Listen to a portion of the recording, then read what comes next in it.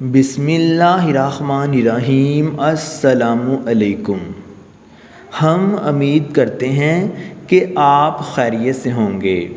دوستو، شادی ہو جانے کے بعد شادی شدہ جوڑے کی اولین خواہش یہی ہوتی ہے کہ اللہ تعالیٰ انہیں اولاد کی نعمت سے نواز دے، کیونکہ اولاد اللہ تعالیٰ کی عظیم نعمت بھی ہے اور رہبر بھی۔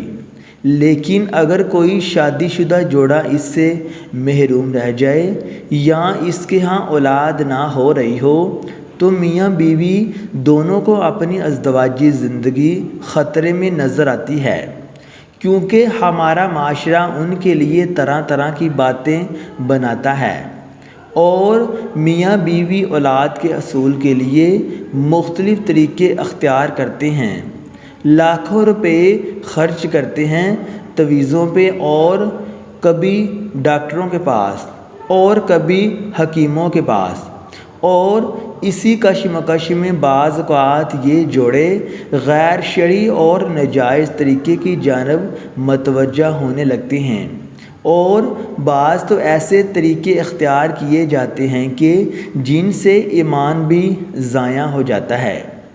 اس لیے اس بات کا خاص خیال رکھنا چاہیے کہ کوئی ایسا کام نہ کیا جائے جس سے کوئی روحانی اور جسمانی نقصان کا خدشہ ہو۔ اولاد صرف اور صرف اللہ تعالیٰ کی ذات سے مانگنی چاہیے، اور بجائے کہ غیر شرعی طریقے اختیار کرنے کے ایسے وظائف کرنے چاہیے جو کہ قرآنی اور مستند ہو۔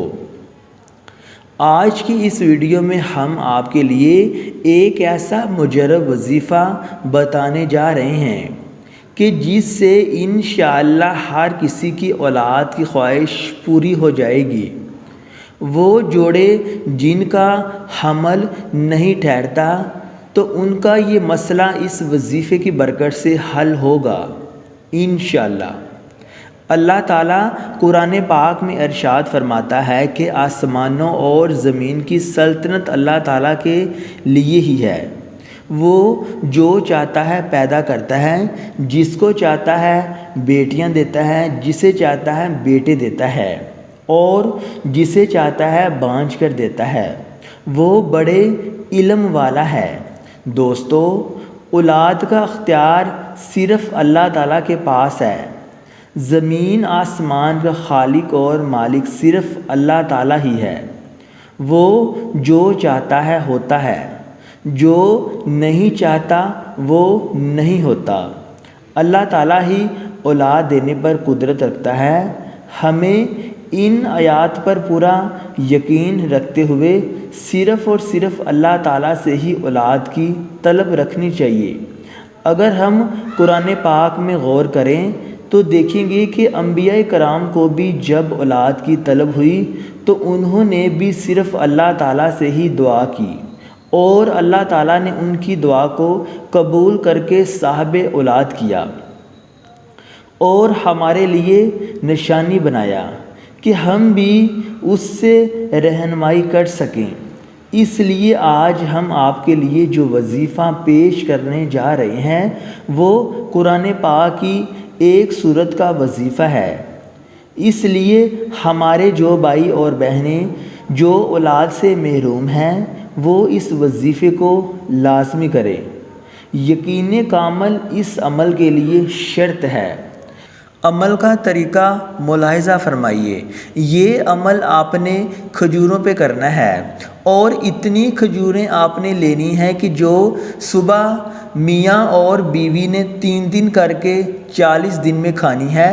اگر کھجوریں کم پڑ جائیں تو دوبارہ آپ نے کھجوریں لے کر یہ عمل کرنا ہے۔ تو کرنا کچھ یہ کہ آپ نے کھجوریں لینی ہے، ان کھجوروں پہ آپ نے سب سے پہلے 3 بار درود ابراہیم کو پڑھنا ہے۔ اس کے بعد پھر آپ نے قرآن پاک کی سورت فاتحہ کو آپ نے 41 بار آپ نے پڑھ لینا ہے۔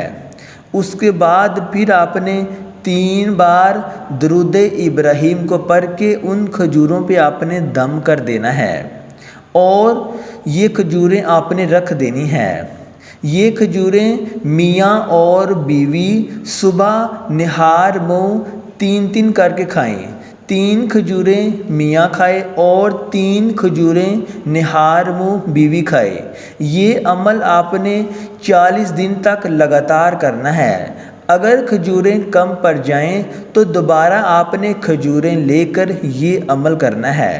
تو 40 دن میں آپ نے یہ عمل کرنا ہے۔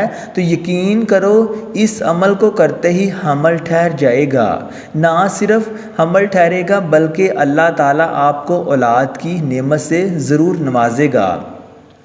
اس عمل کو ہماری ایک بہن نے کیا تھا۔ اس بہن کا کہنا ہے کہ 10 سال سے میری اولاد ہی نہیں تھی۔ میں نے جب یہ عمل کیا تو اللہ تعالیٰ نے مجھے جڑواں بیٹے عطا کیے۔ تو اس لیے پیاری بہنوں اور بھائیوں، اس عمل کو آپ نے مس نہیں کرنا۔ اس عمل کو خود بھی کریں اور اس ویڈیو کو صدقہ جاریہ کے طور پر شیئر کریں۔ جزاک اللہ۔